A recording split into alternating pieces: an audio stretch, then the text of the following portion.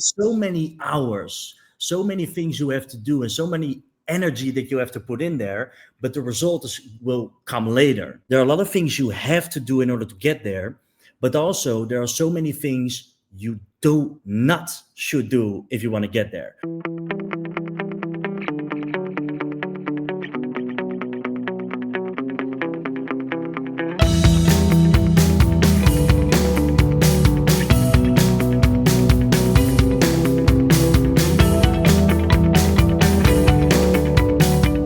Okie dokie. Hello, hello. And here I am with Jimmy Vanderham. And Jimmy, I know that you've been doing NLP for 7 years now.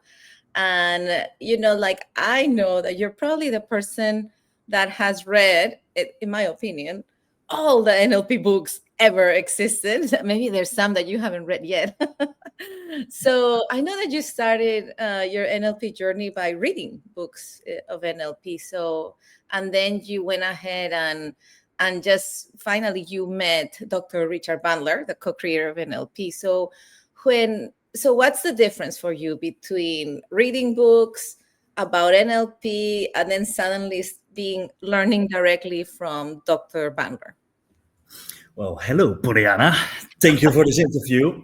Well, it was definitely a big difference because reading the books was very interesting to me. And I think one of the things that worked very well for me is that when I read the book, and especially because with NLP, we have a lot of very clear techniques, like step by step, you can do this. So first, I would apply them to myself. And once it worked, I would find other people, like very good friends of mine. Like my first client was one of my best friends back then. He was very, very afraid to speak in front of a group of people. And he had to do that a lot on school back then. So, and I was going to, to parties, all the kind of stuff with him. And out of the blue, I call him and say, "Hey, how are you doing, brother?" He's like, "Oh, I'm doing good." I said, "Do you still have that fear for speaking in front of a group of people?" And he's like, "Yes, yeah, man. And in 2 weeks, I have to do this again. And I really don't want to do it." And he was so afraid the last time that before he was going to school, he was drinking alcohol. So he's coming to school, he did his presentation, he was too drunk. So the school called the police. So he ran out of the school back home, and the police had to go to his home to pick him up. So he was really afraid. So just by reading the book and reading the steps, I called him, was like, "Hey, I am now a Neuro Linguistic Programmer. I can help you get rid of this fear." And he's like, "Ginny, come on, man.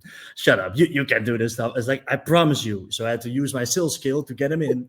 So eventually he came, and I just did the technique. It was like 20 minutes. And in 20 minutes, I helped him to get rid of that fear. 2 weeks later, he was going to school. And I called him, of course, afterwards, like, "Hey, how was it going? How was the presentation?" He was like, "Jimmy, it was so crazy. I was not even nervous. Let's do the presentation the way I wanted to do it." But this is the moment I knew I had gold in my hands, because he told me it's not only when I do the presentation, but it's literally when I go out and I want to talk to girls, when I go to the gym, when I go to my work, I feel just a sense of more confidence when I do all these other things in my life. So I was like, "Oh my God." So just by reading a book and just a short exercise, 20 minutes, I can accomplish all that. So that's the moment I decided, okay, I need to figure out who created this. And then I found out that Dr. Bandler was still teaching. That the first thing I found out, he is still alive, which was great, and that he was still teaching. And now I think 2.5 years ago, he did an event in Germany. And I'm from the Netherlands. I'm here living in Leiden. So Germany is not that far away. It's like a few hours drive. So I saw he was going to do an event, NLP Strategies for Success. That's how they called it. So I was like, okay, this is a nice way to start getting taught by Dr. Bandler. So I picked up my car and drove over there. And that's the first time I met Dr. Bandler and got like real life teaching. And of course, as you know, it's very different than by reading out of a book or really being there and learning it from him and from John Lavelle and from Kathleen Lavelle and all the other trainers there. My second event, that's where I met you, Pollyanna. Yeah. It was Secret Advanced Strategies for Change. Well, it's just such a big difference, because when I was reading the book and I had to put somebody in a good state, like for example, confidence with my best friend back then. And I had to anchor it because I read, okay, you press on the shoulder, press over there to anchor the feeling of confidence. But you don't know how hard to press or how soft or how long or all these different things. And when you're in person and you learn it over there, they teach you literally, and they can, of course, show you like how specifically you have to press it, how long and how hard. Because most of the times when you only read the book, you're like, okay, I'm going to anchor them, and you press like this, right? And like, come on, man, relax. But you can do it a lot softer, a lot more gentle. So, how much are you enjoying this episode? Imagine leveling up every week. Join Next Level Pro Institute, where our motto is practice, practice, practice. This is the place where you will gain real tools, deeper skills, and a community that will accelerate your growth. I will see you there. Click on the link, and we'll see you soon.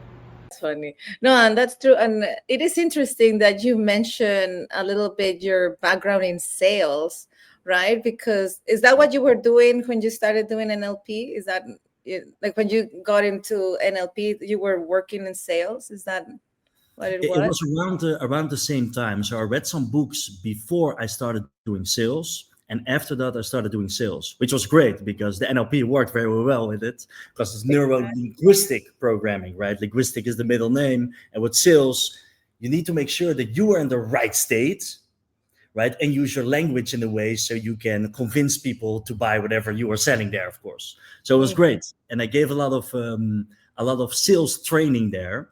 And I had no background in sales, so I didn't really know all the techniques and stuff, but I did know a little bit about NLP and how to get myself into the state. So I would give mostly training how to get people in the right state. So I would teach our people that, like, if you change the way you think, like Dr. Bandler's favorite quote, you change the way you feel, and therefore you change what you are capable of doing. I had one time, I worked for like 3 months door-by-door sales. Mm-hmm. And I did it very well. So they asked me to become like the manager of the company over there. So I became the manager. I did it for like 1.5 years, training all these people. And then I quit because I was done with it. I wanted to do something else. But just before I was going away, I wanted to go back door by door again. I wanted to go back in the fields. I wanted to show everybody there that I can still do it. So I remember the first day when I came back, you have 5 hours to go door by door. First hour, 0 sales. Second hour, 0 sales. That was probably my worst day ever. Even my first day was better. And I was like, oh my God. And everybody of the whole company thought I was making a joke. They all thought I was making sales, but I let nobody know about it because we will put it in the group chat every time you have a sale. But I wasn't.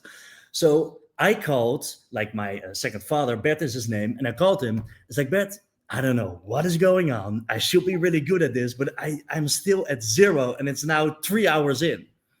He's like, Jimmy, you know what you need to do?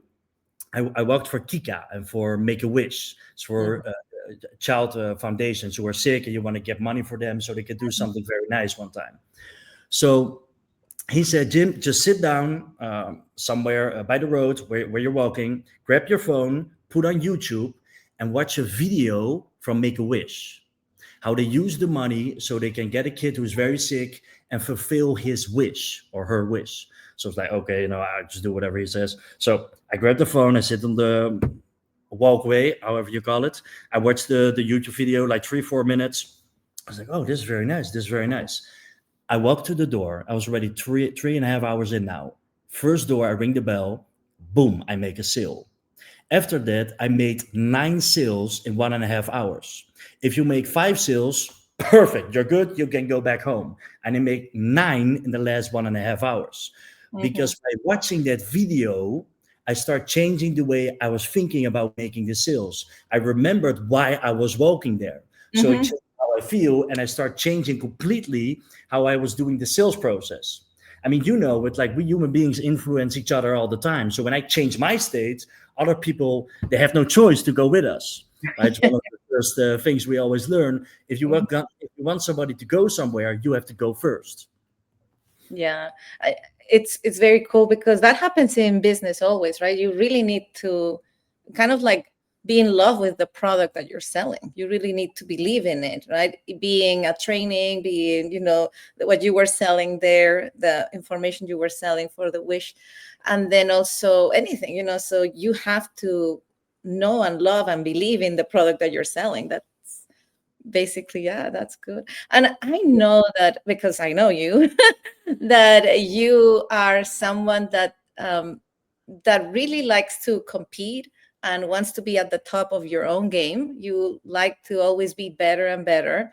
And I know that you have in your past, or actually really right now, you're also working on your bodybuilding. I don't know, are you doing it now as a hobby, but before you used to be very serious about bodybuilding, is that right?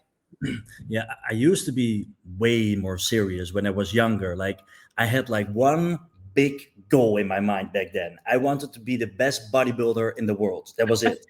So I would train like 4 times a day. I would eat 7 meals and then 2 in between meals, So, and you have to imagine like making all these meals, buying it, making it and eating it and then training. It was like a full day job. And I worked at the gym. So I had designed my life the way I wanted it. So it was doable.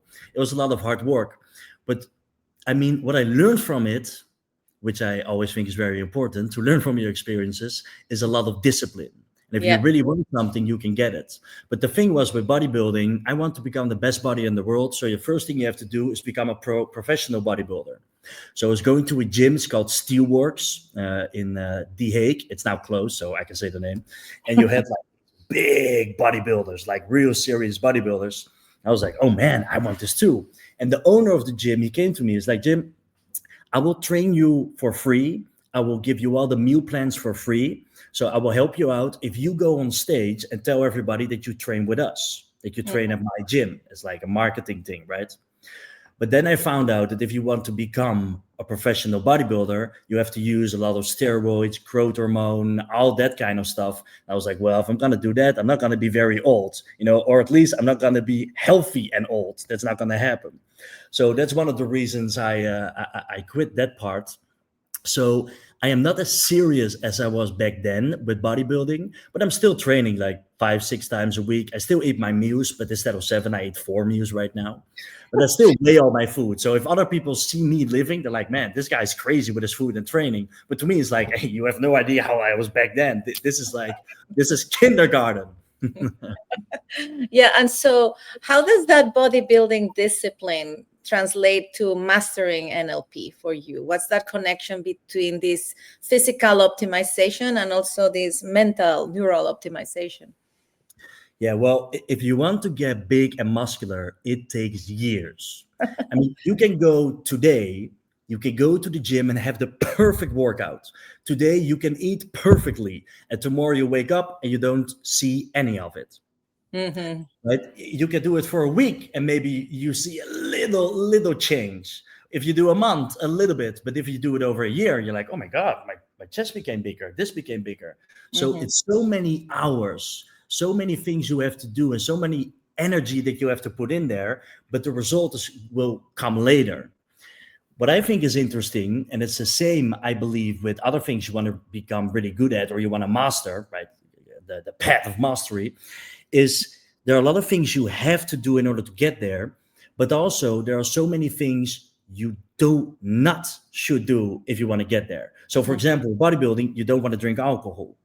Yeah. You don't want to stay up all night because the next day when you want to train, it's not going to happen. You won't perform as you should. And I think that discipline of literally eliminating all these distractions and focus on one thing for like a long time, even if it's sometimes really boring. Like I love NLP, but many times when I read these things again and again, because some books, some videos I watch like 30 times, it's not that it's very fun every time, but when you read them out, but I just know if I put in the hours, if I put in that repetition, it's gonna pay off. That is. So it's that focus, it's that concentration. Right? I like what Dr. Bandler says, like real good hypnosis is real good concentration. So actually I'm just in a trance all the time. That's good. Yeah, you're in a really focused trance. And I do have to attest that, yes, he does watch videos like 30 times. Yeah. At the beginning, we were accountability partners for learning language patterns. Jimmy and I would be like writing the language patterns, and he told me, you need to write each language pattern 100 times, and then we take pictures and send it through WhatsApp. And oh my gosh, I'm like, he was like, I did 100 more. I'm like, what's wrong with you? I could barely do my 100. I was like, no, that's one thing I admire about you, Jimmy. You always go above and beyond. I mean, I can see it. You bring this, focus and desire to be better to anything that you touch, so that's very cool. So that is so interesting. And going back to when you were doing NLP before meeting Dr. Bandler, you've been like 4 years before meeting Dr. Bandler or something like that, and you were absorbing this information. Was it only from books, or were you learning from other teachers of NLP? Yeah, good question. So mostly books. I would actually, what you said at the beginning, I would literally just buy every book that I saw on Amazon, Bootcamp. I was like, hey, NLP sounds interesting. I just buy it and start reading it. A lot of them I don't really like, but a lot of them were amazing. Some were like super complicated at the beginning. I was like, what the hell is this? And then when you read the books on Dr. Ben, I'm like, oh, it's not that complicated. But some people like to make it very complicated. But then I also followed the training here in the Netherlands, in Amsterdam, by the NLP Institute van Nederland. And that was pretty good. That was actually my first time I had like training in real life, but I read so many books before it, so nothing was really new to me. All the information I already knew because I already read everything. So a lot of times people would say there to me like, Jimmy, it's amazing how quickly you learn all these things. You can do it without the book all the time, because we would do exercise with the book like this. Oh no. That's never going to happen by Dr. Bandler. But that's how we learned it. But I didn't need the book. I was like, well, I've read this thing already like 100 times, so I know it out of my head. And I would constantly tell them, no. It's not that I'm this smart, but I have just read so many books before this. They're like, yeah, Jim. Because they couldn't believe how many books, how many hours I already read NLP. Right? I mean, that's one of the most important things. So I have one training, to keep the answer short, and a lot of books. Yes.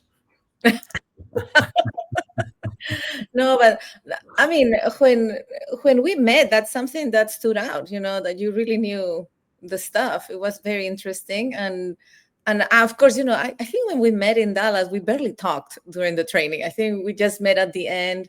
You scared the crap out of me when you No. In the elevator. I know exactly how that goes. I'm gonna put in public record how it happened. Yeah.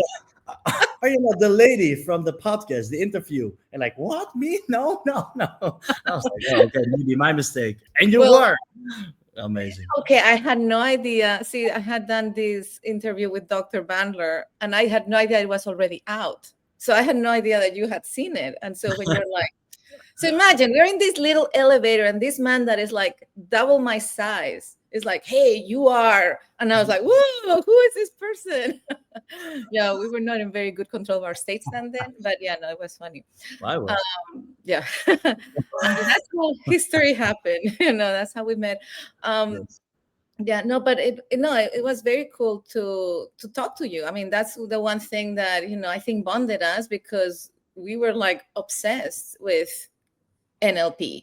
We were like, everything was NLP, and it was very cool to spend time talking to you about it and everything. So thank you, for being there, like a good sounding board and a good conversation partner about that, because many times when we're in our own fields, in our own countries, you're now in the Netherlands, I'm here in the US, it's sometimes hard to find people around you to talk about that, And we always said, and I know there's not officially pure NLP, but we always said we are pure NLP, because all the psychobabble, we're like, no. We don't believe all that stuff. That's not true. We are just like pure NLP. I think that bonded really well. Well, and I'll say that it's a trademark from the Society of NLP. But yes, yeah, I know. I like your full-time focus and how you've been able to do this career so fast, because with Dr. Bandler, and when you started your proper training in NLP, that was in 2023. Then I think you met Juan Antonio, you accelerated your training with a mentorship with him. But truly you did all the official training in 2024, right? And suddenly you're a trainer. Yeah, And it a was very going, good one at that. it was going really fast. Yeah, because I remember the second NLP practitioner I did, and you were also there. And I was I was telling a story, and I told everybody. So I'm now officially an NLP trainer, a licensed NLP trainer for 2 years. And Pollyanna was like, Jimmy, you're not 2 years. I'm like, what do you mean? 3 years? Like, no, 1 year. I was like, oh shit. So I was only 1 year. That was very funny. Time flies when we having fun. Yeah, it's called time distortion. But I can see that. I mean, because you're so focused on the things you like, and you love NLP, and you're really dedicated at it. And so during your NLP career, I know that you've helped a ton of people. And can you tell us a little bit how you're using NLP in your business, for example? And what is your business outside of training NLP? Yeah, so mostly what I focus on, you could call it change work, Yeah. right? So if people have, for example, things they call depression, burnout, panic attacks, fears, insecurity, things like that, that's mostly what I work with, help people overcome that. But for example, yesterday I had a client, and he had like a lot of skin stuff, like, and a lot of how you call this when you want to itch, like a very itchy, right? So like his neck, his face was all red, his eyes, like on his back, it was like all open because he was itching so much. So even things like that, like physical, of course, I cannot always promise people like that I can help them, but I always like to take the challenge, right? Put them in a trance and see what we can do. But Good. mostly that kind of stuff. Yeah, mostly change work. Yeah. And you work with young adults as well there in the Netherlands, right? And I Yes. know that they're young adults that are like in a very risky situation or in a very bad situation there. And is that where you were learning, or you already knew and you were applying what you had learned? Yeah, so there are companies in the Netherlands who have, like Pollyanna said, young adults who have like psychological, behavioral problems, and like they had a very bad background, like no parents or drug use or all that kind of stuff. So when I started working with that group of people, that was not necessarily where I earned a lot of money, but what was very, very cool is that you can get great results with them. And I learned so much there. Like I've watched so many videos from Dr. Bandler, and so many times he had those stories about clients who had the crazy panic attacks and problems. I was like always mesmerized by it, like, oh my God, this is amazing. And when I started working with those kids, that's where I met people with those, for the most people, like crazy problems. Like, how the hell does this work? So I learned a lot there. Yes, for sure. Yeah, no, it is that is, I mean, I find that I always learn from my clients. My clients, they have unique ways of creating things, and I was like, well, I had not thought about doing it that way. I would be very scared as well if I did it that way. But it's very cool that we have the tools to be able to just shift things around. And I think the other day you and me were talking about something very simple, right? Like spinning feelings, and how we use it in many areas, and how powerful it is. Simple, what we can call technique. But what is for you, because one thing that we make a difference about is technique versus skills. And so what we are training and what we practice every day are our skills, right? And the technique will work until it stops working, like John Laval says, right? So in your experience, how do you keep your skills well tuned? Yeah, so the way I learned it from Dr. Bandler is like NLP is a few things. And one of the things NLP is, it's an attitude. Yeah. Mm-hmm. So you want to live NLP. So wherever I'm going, with whoever I'm talking to, I always think about using my skills. So even when I talk to my mom or to family, I'm always very conscious of what words I'm using. I will never talk about pain, right? I always got health. So I always go into the direction of where we want to go. Mm-hmm. So I think it's just using these skills all the time. Like, just like you said, I did my mentorship with Juan Antonio, and after that it became like a great friend, like family. And I stayed with him like many times at his house, and I really learned from him that when we would go to the grocery store or anywhere where we would go, I mean, Juan would take me to the freaking nail salon, man. That was not for me, but even when we would go there, he would use his skills. He would make a joke and he would anchor it. He would use anchor with his intonation, all these different things. I was like, oh my God, you can really use it everywhere. So I think that's the big secret. It's you can literally practice with everybody. Yeah, because many times you hear that, right? Like, I don't have clients to practice. I mean, first of all, you should be practicing with your clients. You should be doing it with your clients. But yeah, you hear that a lot. And then, so bringing it back to NLPI, the Next Level Pro Institute, you are one of the trainers there, also the owner. And, tell me a little bit more about what is Next Level Pro Institute for you, and how is it, what is it that we do? I know we've explained that every Saturday we get together and we practice. We have Wednesday Q&As. But from your point of view, what motivates you to keep coming here and doing it? Well, the first thing is an easy one for me, because I like NLP and hypnosis so much. So I like to talk about it a lot. But also and especially you started with this, of course, have created like a great community of all these people. Every Wednesday they come back. Every Saturday they come back. And it's very cool to notice that when we answer questions, for example, or we teach new techniques on Saturday or new ways of doing things, and then afterwards we ask, so what did you do with the client? Like, well, I did what you did, blah, blah, blah, and it worked like this. So it's like we can teach them so they can become better, but they are literally also improving lives from other people, right? Exactly. It's like a ripple effect. So that's very cool. And if people talk about, where can I practice my skills? Well, the Saturday is perfect for practicing your skills and getting that community. And also people, they go out on their own and practice together. I mean, the more you practice, the better you get.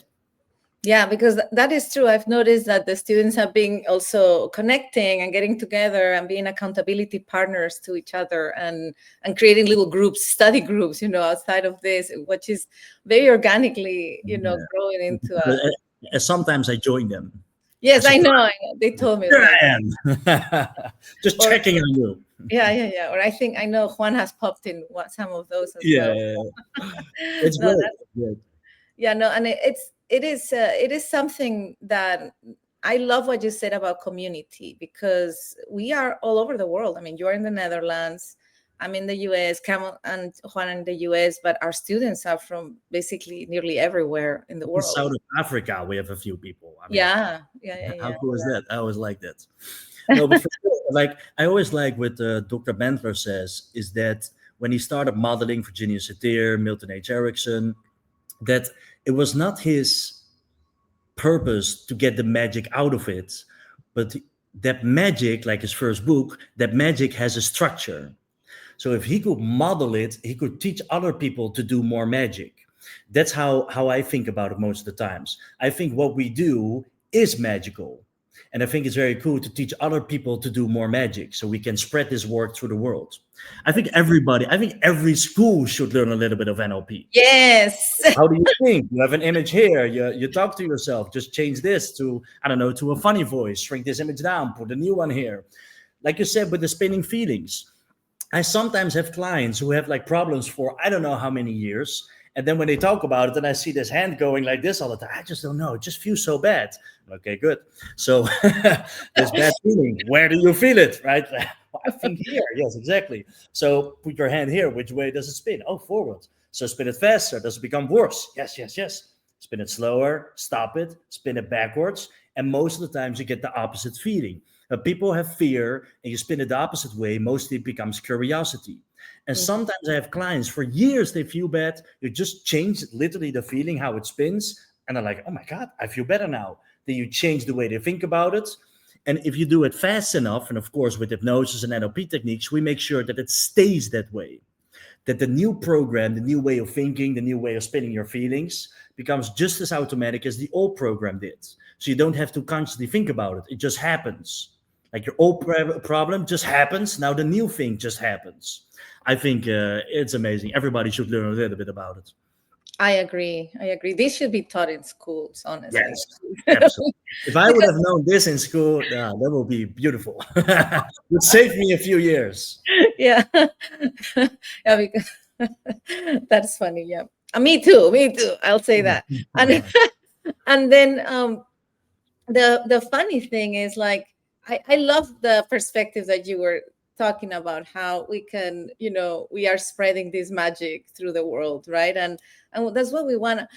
When you were talking about being taught in schools, like, or the possibility of doing that started for me thinking about something like that. How can we do that? How that's the next thing.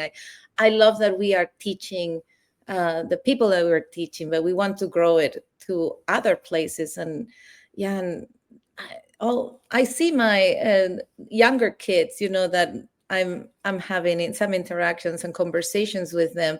Not my child's 19, but it's, and I'm looking at them, and they're so young, and they catch the concept really fast.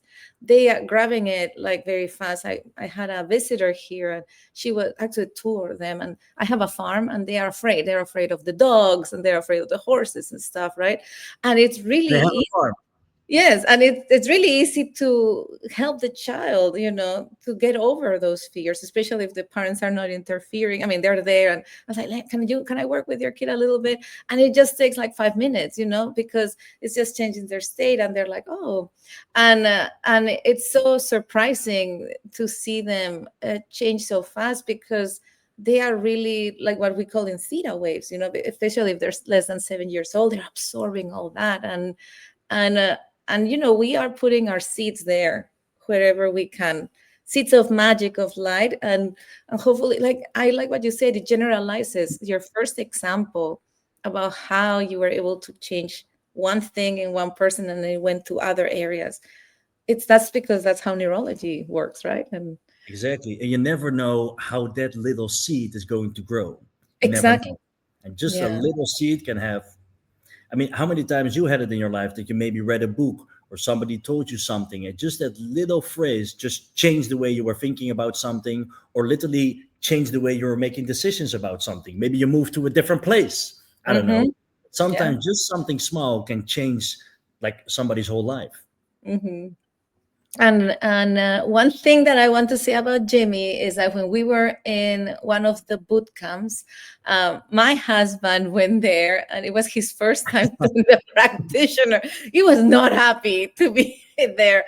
Like, the first 2 days, he was not happy. Not happy at all.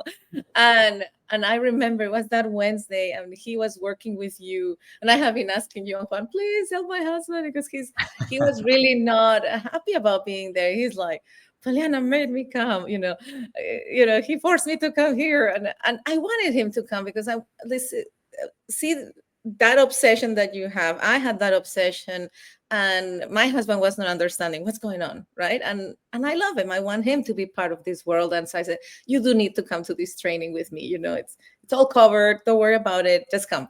And he was there. He was not understanding what was going on. I mean, he was not someone that wanted to be there. But tell us, how was it that you were able to, you're free to say this, about Travis, how you were able to make him laugh so much. And why is laughter such a powerful tool in our work? Yeah, it was so beautiful. So, right. So Dr. Bandler says this a lot of times. It's many times people say, well, in a few months, we can look back at it and laugh. And our policy is, why wait? Start laughing about it now. One of the real diseases in a human being's life is seriousness. When people are too serious about their problem, it becomes more real. And the moment people start laughing about it, they get a chance to be free of it. Right? The more people laugh, they get more oxytocin and all those good brain juices, like John Lavelle says. And it's easier for people to make new neurocortical projections and neurocortical connections, so they can literally begin to change their brain. They can change the way they think about what used to be a problem. So one of the cool things with hypnosis is an amplifier. You Mhm. can make people, if somebody feels, for example, confidence from a scale to 0 to 100, and they can feel like 80. In hypnosis, you can make it go to 200s. You can amplify things and de-amplify a lot of things. So, I mean, your husband, Travis, at the beginning, he literally told me somewhere in the beginning days, I am afraid to laugh. Because Juan Mhm. Antonio makes everybody laugh. You're laughing your ass off. And he did not let fully go of laughter, so, like this. And he literally told me, I'm afraid to laugh. I've always been afraid to laugh. I don't do it. I was like, okay, good. Stick it in my mind. And I think Juan Antonio was like, okay, like at the fourth day or something, maybe you remember what day it was. It was the third day. Yeah. Oh, the third day. Okay. He put me with Travis, like you work with him. So I put him in a trance and I start making jokes. And of course, when you see that little smile, you know, okay, we are opening up a little bit. And one of the things we learned from Juan Antonio, if you make somebody tell themselves in their mind the things they tell themselves when they laugh about themselves. So for example, if I make a mistake and I say, fucking Jimmy, stupid. The thing they say to themselves at that moment that they start laughing, if you can recall that and make them say that to themselves at that moment, so they start laughing. And of course, I mean, we have a lot of jokes we use, and you just need to crack it up. And the moment you have him in trance and make him laugh, you can make him laugh so hard. And he started laughing. He started crying from laughter. And of course, you anchored it, and then we have sliding anchors. So you anchor the laughter here, for example, and you say, okay, in a moment, I'm going to slide the anchor, you're going to double this laughter. Boop, right? And he starts laughing his ass off. And the cool stuff is this, of course. When he starts laughing, releasing all that good brain juice, that's the moment you want to take that feeling and connect it to the things in his future. Or while he is laughing so hard, connecting that feeling while thinking about the stuff that makes or used to make him feel bad in the past. Right? So he begins that feeling with all that stuff. So if you make himself seeing himself being very serious about stuff while he is laughing very hard, then you begin to associate that feeling, that laughter, with being serious. I mean, it was amazing. How was it for you? How did you experience it? Because I remember you were standing behind it. Yeah. I was there. I was laughing so much. I mean, I was first of all not believing how he was crying, like I can see the tears coming down his eyes because he was laughing so much. And I loved it because it was like a blip. And then after that, the whole rest of the week, he was laughing and he was actually making everybody else laugh. I remember one of our students from Canada, she, sometimes we message and she was telling me, I still remember that week. And that was the most I had laughed in my whole life. And I was like, well, you were with my husband. You guys were both like bouncing from each other and they were laughing so much. And it was great to see it, from that perspective of like, thank you, this is great because it was creating such a nice environment. It was contagious. It was like that spark, and to everybody in the house, and all of us were laughing about things. It was like ridiculous. Exactly. And sometimes when somebody is like very serious, sometimes it's almost like you have to you have to use a little bit of force. Like you almost have to to break that state of consciousness, like, and put them out there and put them in a new one and a much better one. Yeah. And that's what your husband needed a little bit. Yes, it did Like lighten this. up. And yeah, no, it's been great. It's been amazing. I mean, he gets it now because he's experienced it. He experienced why this change is so important, and that has changed everything for him. The way he presents himself in the world, how brave he is in many circumstances. I mean, he is a very talented man, right? But in many areas, but sometimes he would stop himself from moving forward, and now he just goes and does it, and he's able to find humor in many things, and we are actually, our communication has improved, right? Because using NLP, we both know NLP, and we can read each other's faces, you could say, and oh, you're accessing cues and stuff, and then it is very interesting to be able to have that open communication and move forward and support each other. So I, like for me personally, it was a very personal and, helping my family to become stronger. So I always thank you, Jimmy, and also Juan, because, Juan also was instrumental in all the training that he was leading that week. And the things that I like about the bootcamp is this optimization, this work that the trainer who is training is doing, it goes beyond what he's explaining to the classroom, right? And you've gone through that experience in your own boot camps, right? How you are not only training and teaching a lesson, you're actually optimizing people. You're like, calibrating, being uptime, seeing what people need, and then give that to them as well, because we want our students to optimize in their lives. It's keeping track of them. Yeah. And so and you've been a co-trainer, a trainer, a student in the boot camps, what we call the practitioner boot camps, which is a style that we do in the Next Level Pro Institute. You've been a student, you've been a co-trainer, and you've been a proper trainer in all these boot camps. So maybe you can tell our listeners, what is this thing of the boot camp? What is happening here in this boot camp thing, and what is that different, and how do you see it? Let me tell you, boot camp is the best. I remember the first time we sold the boot camp as a retreat. That was like the idea. Yes. I remember my first line. So, good morning, everybody. So you all sign up for a retreat, but this is a fucking boot camp. So the bootcamp idea is this. We rent a beautiful Airbnb, especially in the US. Well, in the Netherlands also we had a big one. In the US, we had the pool and stuff, like beautiful Airbnb. And everybody who comes there for the training, also the trainers, all stay in the Airbnb the whole week, 7 days. And we do training in the morning, afternoon, and night. And most of the times, like late night, we have homework. Yeah. So literally a week long. It's literally eat, sleep, train, NLP, and hypnosis. So you cannot, like, the reactions we got from people after the week were beautiful.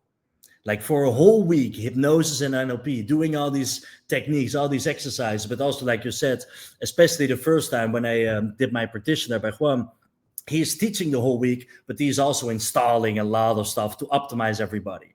So after a week long getting all these post-hypnotic suggestions, all these beautiful metaphors, and doing all these techniques, because the thing with NLP, and I think I noticed this because for us it's so normal, but when I was going back to my home place, a lot of people were talking about the trainings I did, and I noticed something.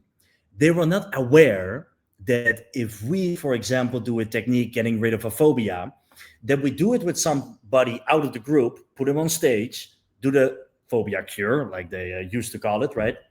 We do the technique, get rid of the phobia, but then everybody in the group starts doing the technique on each other. So everybody gets rid of a fear or phobia. So it's not that we give a training, we just talk about our experiences, how we helped a client get rid of a phobia. No, we are going to demonstrate it there, and everybody is going to do it there.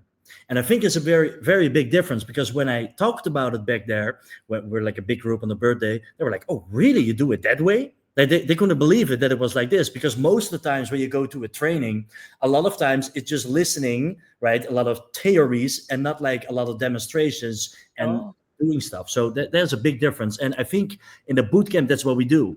So for a week long, the whole week, morning, afternoon, and night, you are literally thinking, okay, do I have something I want to optimize? Trust me, day 3, you're like, okay, do I have a bad memory? Do I have anything left? Think about it. Do I have everything perfectly? Does everything feel good in my body? It's like, because you don't have anything more, because we go through every part of it. It's beautiful. So you will definitely be optimized after that. And you will have the skills, because with the way we teach NLP is by using NLP. So we install a lot of stuff unconsciously. So you will have the skills to do this outside in the world with other people. Mm-hmm.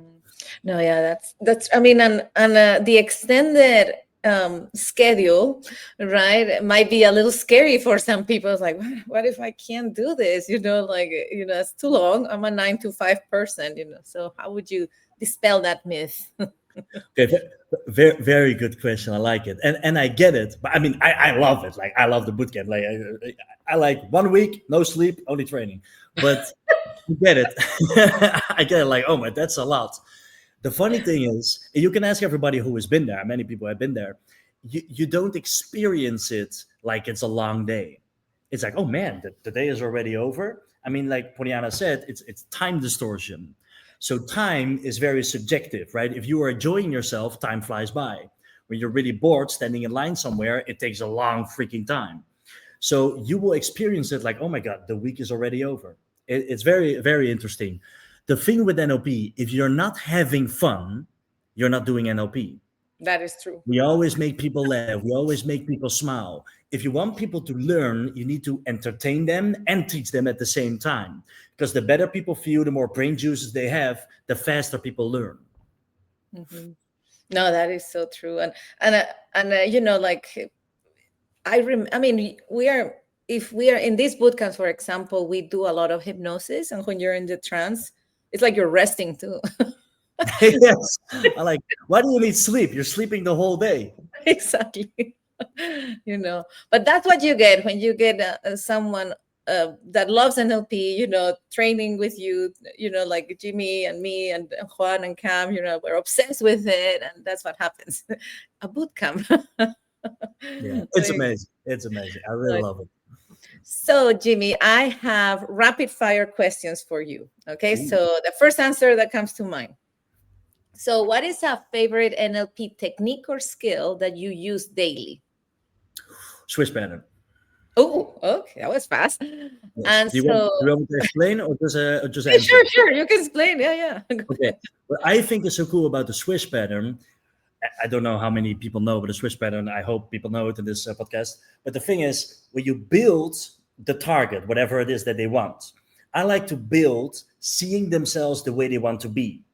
Right. So when you build that big shiny image, when it's that big target, you literally change their whole direction in their life. Mm-hmm. If they see themselves doing something specific, maybe you only change it for that situation. If you build it more general, so they have a big shiny image of the way they want to be, they can be that person in every area of their life. Mm-hmm. So, I mean, I have so many favorite techniques, but just the first thing come in my mind, Swiss pattern. So we go for it. I'm going to shut up now. And I'm going to ask you a really hard question for you. Oh, no. What is the one book? No, I knew it. One book that you would recommend to someone that's new to NLP? Look at him suffering. Only one. Painful. Okay, who is new to NLP? New to NLP, yeah. Make Your Life Great, a guide to transformations. Okay. You know what the reason is? Paul McKenna writes the foreword, and he talks about also there that the first years he gave NLP practitioners, he used that book to give the practitioner. There's such a complete, it's a beautiful book. I love it. The way Dr. Bandler explains all these things, how to use the meta model in the right way, because at the beginning, they turned everything upside down later. And it goes from the beginning to more advanced stuff, more hypnosis in the second part of the book. So I would recommend that one. A Guide to Transformations, Make Your Life Great. Very good. Excellent. And so, in your opinion, what is the biggest mistake that people do when they're learning NLP? Only focusing on the techniques. Oh.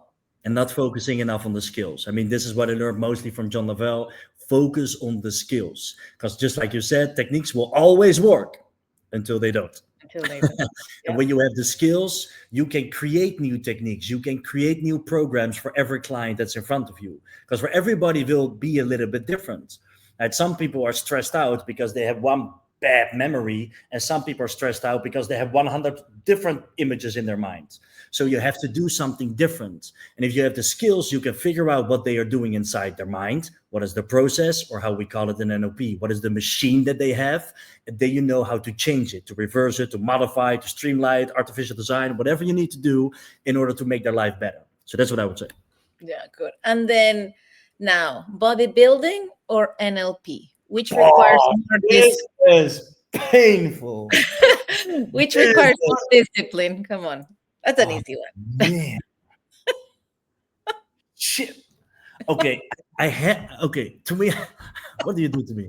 I have to say NLP, and I have to say NLP because to me, sometimes people ask me, okay, Jimmy, what is more important? To first fix your body or first fix your mindset? Yeah. And I always say mindset, because in order to get your ass in the gym and start eating healthy, you have to start here. So you need to start here. Yeah. Oh, you have more of those hard questions? Do I need to Yeah. turn on my laptop?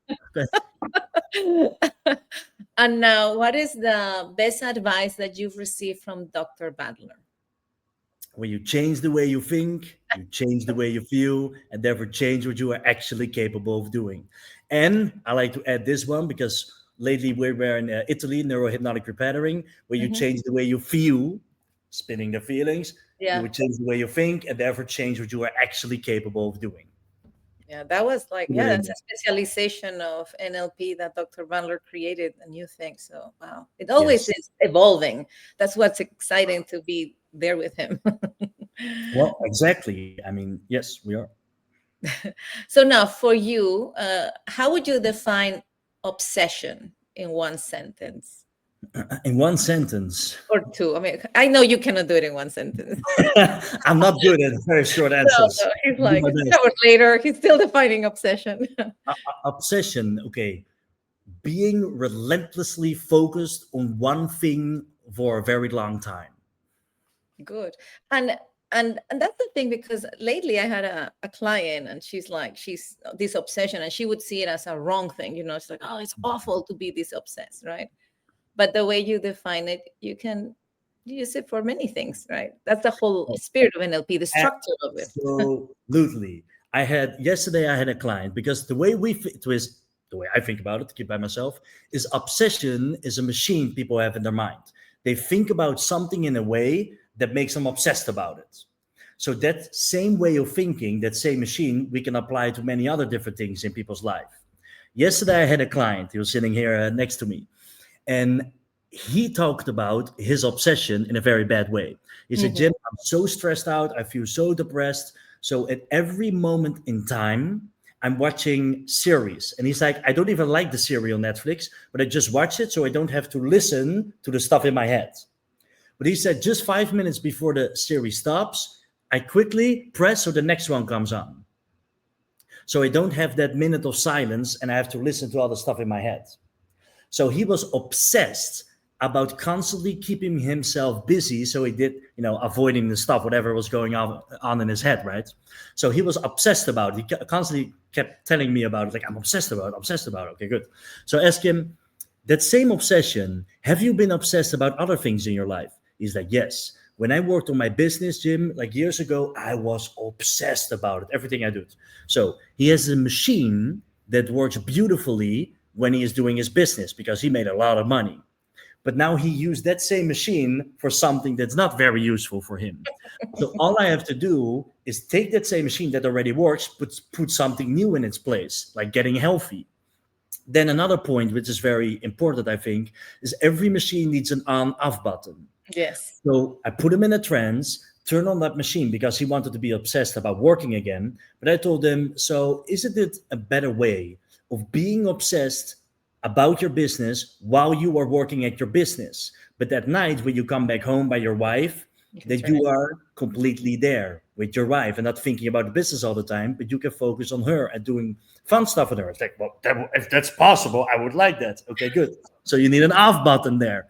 So put him in a trance, turn on that machine, and teach him to have an on-off button, so that whenever he needs to turn on that machine, he can turn it off. And when he doesn't need it, he can turn it on or off and on, whatever. He has a control over it, right? NLP, the way we teach NLP is to give people more freedom and to give people more control. The way I think about control is that people have more control consciously over their unconscious activity, because all these problems are just unconscious processes. And we can bring it more into the consciousness, right? Change it up a little bit and put it back. So obsession is a very good thing if you use it in a way for healthy stuff, or good stuff, or business, whatever. For anything. I love what you did. But it's metaphorically, right? I love it. It was perfect. Really, so that's also one of the reasons why we always say conscious mind, unconscious mind. We never say subconscious mind. Subconscious is the prefix that it is under something, so it undermines the other mind. That's not what it is. But metaphorically, if it, the process is in the unconscious mind, we put it in the consciousness, because I see it it's a big part of our job to literally squeeze out whatever is there in the unconscious so that it doesn't stay there and tortures them for the rest of their life. Put it up, change it, and put it back. so that the new program is just as automatic as the old program was. Mhm. That is so cool. Well, thank you for sharing all that, Jimmy, all your wisdom. This was a great time with you. And now, if our listeners want to work with you and do one sessions, I know we'll have information about the institute in the YouTube description.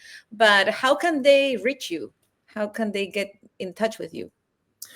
Well, one of the easiest ways is, of course, through NLPI, and otherwise social media. Jimmy van der Ham, just my name, Instagram or Facebook. That's easiest to reach me. Okay, great. And we'll put all those links as well so that people can reach you. And you are based in Leiden, Netherlands. Based in the Netherlands, yes. Yes. Or So, in the US. if you want to have a session and you're close by in the Netherlands, I would highly recommend you to come over to Leiden. And of course, some things we can also do online, but live is always better. Life is always better. Yeah, no, I agree with that. Well, thank you. And, it's been a pleasure to have you here. Thank you so much, Jimmy. It was a pleasure too.